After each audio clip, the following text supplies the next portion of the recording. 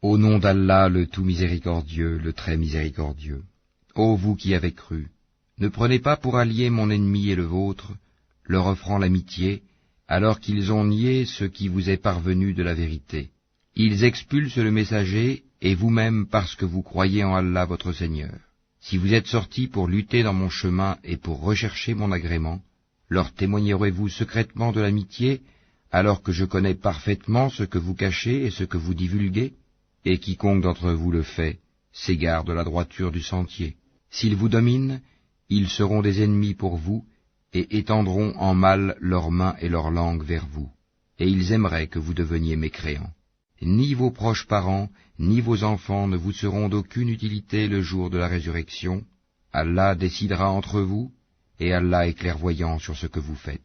Certes, vous avez eu un bel exemple à suivre en Abraham, et en ceux qui étaient avec lui, quand ils dirent à leur peuple, « Nous vous désavouons, vous et ceux que vous adorez en dehors d'Allah, nous vous renions.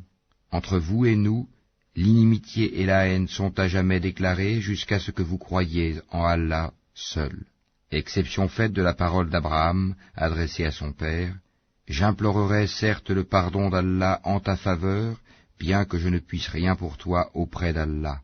Seigneur, c'est en toi que nous mettons notre confiance, et à toi nous revenons, repentants, et vers toi est le devenir. Seigneur, ne fais pas de nous un sujet de tentation pour ceux qui ont mécru, et pardonne-nous, Seigneur, car c'est toi le puissant, le sage. Vous avez certes eu en eux un bel exemple à suivre pour celui qui espère en Allah et en le jour dernier.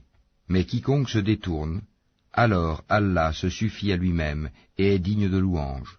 Il se peut qu'Allah établisse de l'amitié entre vous et ceux d'entre eux dont vous avez été les ennemis.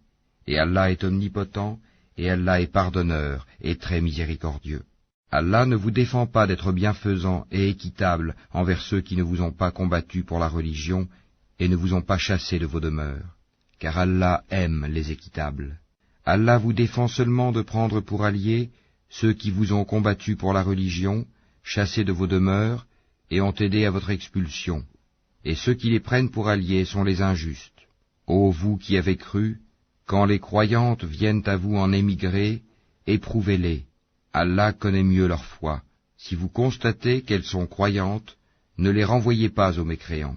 Elles ne sont pas licites en tant qu'épouses pour eux, et eux non plus ne sont pas licites en tant qu'époux pour elles. Et rendez-leur ce qu'ils ont dépensé comme marre. Il ne vous sera fait aucun grief en vous mariant avec elles quand vous leur aurez donné leur marre.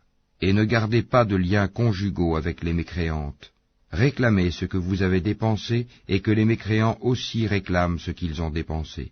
Tel est le jugement d'Allah, par lequel il juge entre vous, et Allah est omniscient et sage.